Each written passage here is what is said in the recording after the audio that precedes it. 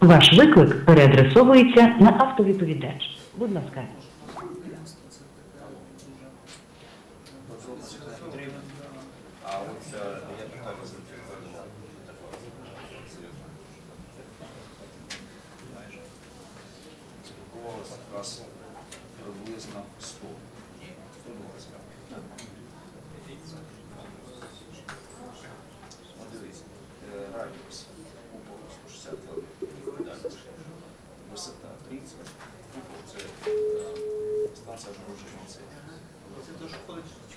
Hello, Michael here. Hi, Michael. Ukraine Crisis Media Center.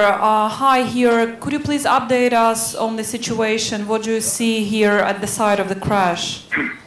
Sure. So this is our day 4 here with our team from the Special Monitoring Mission. We have about 14 colleagues here today. We are also accompanied for the first time by 3 experts from the Netherlands who made it here late last night. These are forensic experts. And also, for the 4th day in a row, we're accompanied by 3 or 4 members from the Ukrainian side who are aviation experts. Now, the program for today so far that has been completed is we visited in the morning the train station in Torres, T-O-R-E-Z. It's about 10 to 15 kilometers away from the main impact area. There we observed the train that we first saw yesterday. The Dutch experts were with us. They took the lead, and the 3 cars with the body bags were open. They stepped inside the 3 cars. They had a flashlight. They had a quick look around, and they just gave a small presser here, and they said that they were more or less pleased with the way the body bags are stacked and the temperature under difficult conditions. Subsequent to that, where we are right now is the 2 main impact areas. And the experts, again, took the lead in terms of having a look around to examine whether there were any remains left in the field impact. They also looked at the piles of personal belongings of the passengers, and they talked to some of the workers. The next step is they will be going to the 3rd impact area where the cockpit and the forward section of the first class section fell from the sky. Thanks, Michael. Just a question. Recently, there was an information published by Live News that monitoring mission team left the hotel in Luhansk because of the firing. Can you comment on that? Do you know anything about that? I can't at the moment because I haven't received a report from the there, so I can't comment on that location at the moment. We can. What I would say is, sometime later today, our latest report will be published online at osce.org. So that question could be answered that way. If that's okay with you.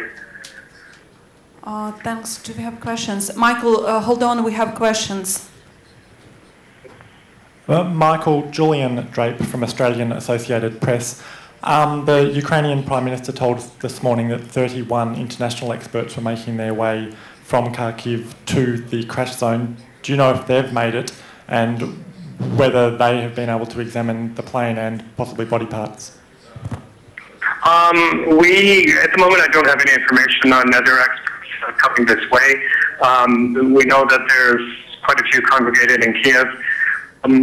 Talking to the Dutch experts who arrived, I believe it's a day and a half to get here by road under difficult conditions. So the logistics are quite difficult. And also today, some of you may have heard, is there was reported fighting at the railway station in Donetsk, and we were told by the rebels that it has caused some damage to the railway system. So that is a crucial development in the sense that with the airport inoperable, and if the train station is inoperable, well, that will cut off Donetsk even further.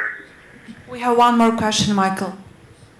Nick Miller here from Fairfax Media Australia.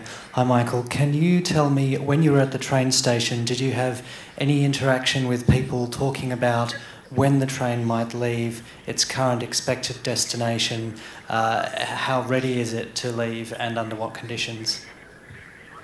Well, that all remains to be seen later today. I can tell you that we did observe the doors being sealed to the cars that had, body bags in it already. There's one wagon, another fourth refrigerated wagon. It's more, and indeed, just about an hour ago, we observed the truck leaving with 22 bodies and bagged body parts, and that will be the train station and put there. The number of bodies that they told us they have in there is well over 200. But even for the experts, the Dutch experts, it was impossible to exactly verify that number in those circumstances in which they're kept. Thanks, Michael. Do we have any more questions? Yeah, one more question, Michael, please. Sorry, Michael, just following up on that previous question, do you know where they're intending to take that train? Is it going to Kharkiv? That decision is yet to be made. There are discussions underway, but I wouldn't want to prejudge anything in that regard. And as to the timing, we were told that they would discuss that today, and that there's a complication with possible damage to the railroad track, so that might influence the direction of this cargo. But as soon as we observe movement ourselves and have more information on that, we can update you via media announcement or via Twitter. Michael, the last question from my side. You mentioned that there are 3 experts at the site. Do the terrorists interfere with their works right now? They've had the same access that we have had, which was unfettered access almost today. Whenever we said we wanted to go to this site or that site, they have let us. I must say they've done some work in terms of providing perimeter security for us, because there are a lot of journalists here, and as I think I've mentioned before, in order for us, the experts, to perform our work, we know that we need this kind of zone of tranquility and confidentiality in which to work. The other observation we made today, which we'll report tonight to our 57 participating states, is that as compared to yesterday, there are almost no workers or civilians or workers in the fields anymore looking for body parts or debris. We can't really explain that, but we'll report on that. That's a big difference today. And also, just to the left of me along the main roadway, there were 2 tents that we were told were being used for administration. Those are now gone too. Thank you so much, Michael. Do we have any more questions? One more question. Hold on, Michael. Майкл, скажите, Людмила Олейник, скажите, обращались ли вы? Did you speak to other experts? Do you have any agreement with international experts how to find a solution? What the solution is possible there?